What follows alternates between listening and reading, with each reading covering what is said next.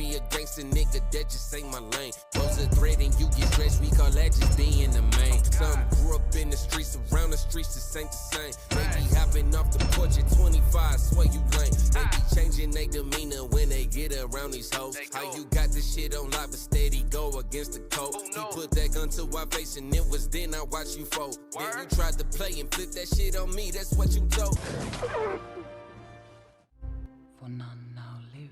Hey, we need to tell the projectionist there's sound but no picture. Sinning the opening scene of this movie gets you this many sins. One ring to rule them all. So wait, the One Ring is supposed to control everyone who wore the other rings, right? We're told later that the race of men were turned into the Nazgul, but it didn't affect the elves and dwarves at all? Apparently Sauron put on his ring and tried to control the dwarves and elves by yelling, "Go ring," and all he got was sparks flying out of his fingers. The One Ring didn't work on the elves or dwarves because they were naturally resistant to their power, whereas men are weak and can be corrupted. If you were to pay attention during these movies, you'd realize that this is a recurring motif throughout the trilogy. What the f*** is Sauron reaching for? Just kill the guy! You have this huge mace for killing! This is called characterization. The movie is showing that Sauron is arrogant and overconfident, which ultimately leads to his downfall. When you see Gandalf magically transport like this, don't you wonder why he doesn't use magic more often in crucial spots during the trilogy? Not really. I mean, his magic has limitations. It's not all powerful. What about this ring of yours? Is that staying too? It's in an envelope over there on the mantelpiece.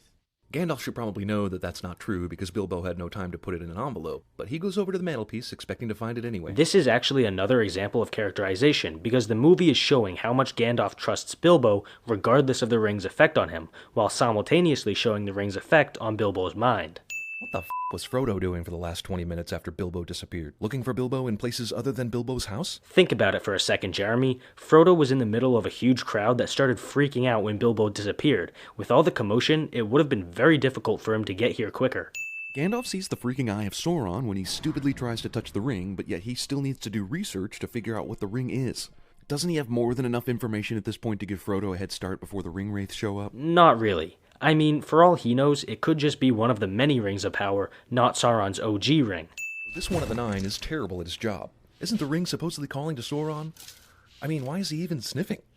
If his nose worked, he clearly would smell the hobbits, or the ring. If the Nazgul can't detect the ring 2 feet in front of their faces, why didn't Gandalf just find a container for the ring that he could magically seal, or at least lock, and throw away the key so no one could get into it? Okay, the Nazgul are drawn to the ring, but it's not as if the ring is a precise GPS. What's happening in this scene is the Nazgul being aware that the ring is close, but not knowing exactly where it is. Also, the ring's power is stronger when someone is tempted to wear it, which is why the Nazgul has trouble once Sam stops Frodo from putting it on. Bad guy doesn't like water cliché. Okay, here you say that he doesn't like water, and later you say that he's afraid of water, so I'm gonna say that you're implying the Nazgul are afraid of water, which is not true. The reason they can't go in is because the river is too deep for the horses and his armor would weigh him down, meaning he would drown. If the ring can will itself to land perfectly on Frodo's finger, then why the f*** can't it just will itself to fly off into the air and roll its happy way back to Mordor? Are you telling me that you think landing on someone's finger and rolling back to Mordor by itself are in any way comparable tasks? Are you dumb? At all times they feel the presence of the ring, drawn to the power of the One. Until it's convenient for them not to be drawn to it. Nope, I already explained this one, so here's another sin. If you look really hard, you can see Tom Bombadil in this shot. Hold on, you guys constantly harp on your point that the books don't matter, so why the fuck are you sinning something that was only in the books? Gotcha, bitch! I know the hobbits are here for comic relief, for the most part, at least early on, but damn.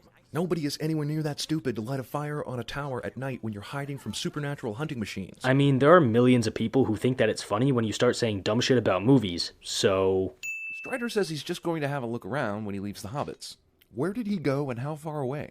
He didn't see the fire immediately and start running back to slap all the hobbits for starting one? And he didn't notice the Nazgul anywhere while he was looking around? Okay, there are literally hundreds of explanations for all of this shit. For example, he could have been so far away that he wasn't able to get back before the Nazgul.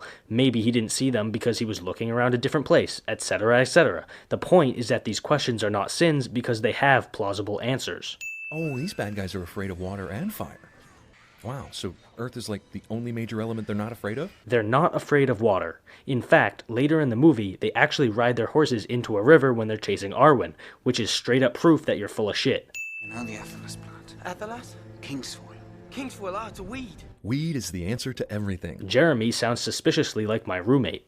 Arwen has the ability to summon a tsunami of water horses. What a strangely specific ability. Jesus Christ, I'm losing my patience. Just because she can do this doesn't mean that this specifically is her power. She mentioned earlier that once she crossed the river, the power of her people would protect her, and that protection is taking the form of the water horse stampede because the Nazgul are trying to ride their horses across the water. Is there really nothing that Saruman can do about the eagle? Isn't he a powerful wizard? Doesn't he cause a f***ing avalanche from hundreds of miles away later in the movie? He spins Gandalf around and closes doors with his mind, but an eagle is just too tall of an order. I mean, yeah, in order to take out the eagle, Saruman would literally have to hit a flying target. Just how easy do you think that is?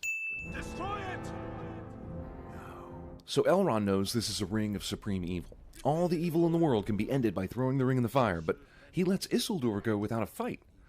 He could have thrown him into the fire and then ran out screaming, "Oh no, Isildur fell into the fire. Whatever will we do? Oh, the humanity." Everyone always seems to say this, but the fact of the matter is that this would not work out at all.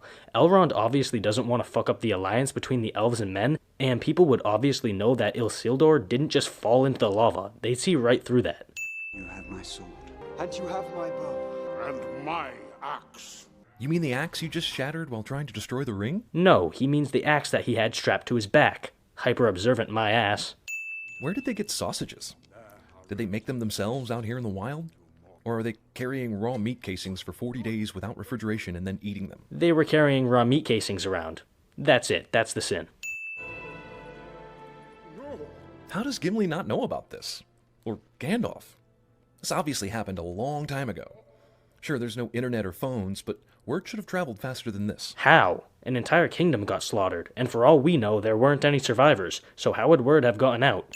Gandalf said it was a 4-day trip through the mines, but it takes the Fellowship like a couple of hours, if that, to get to the other side. You're saying this because the movie never explicitly states the time period it takes to get to the other side. However, just because we didn't see them camp out overnight in the mines doesn't mean it didn't happen. Why would the mirror show his friends making troubled glances? What can be learned from that? I could have told you that. It's showing Frodo that the Fellowship is losing faith in their mission and faith in Frodo.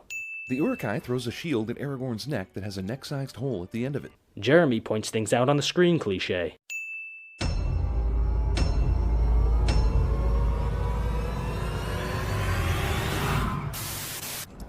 Want a tomato, Sam? What are you doing? Tomatoes, sausages, nice crispy bacon.